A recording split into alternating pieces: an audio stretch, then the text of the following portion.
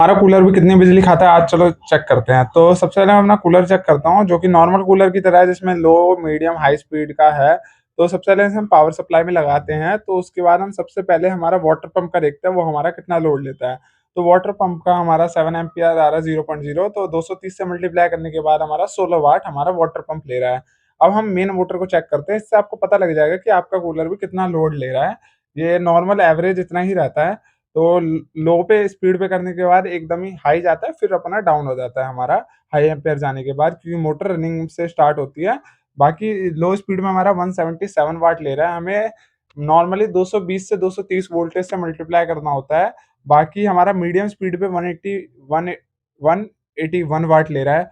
और अब इसको हम हाई स्पीड पे करके देखेंगे, तो हाई स्पीड पे हमारा इसको ये हमारा ले रहा है 1.188.6 वाट। तो ऐसी इलेक्ट्रॉनिक वीडियोस अच्छी लगती है तो make sure you follow this account.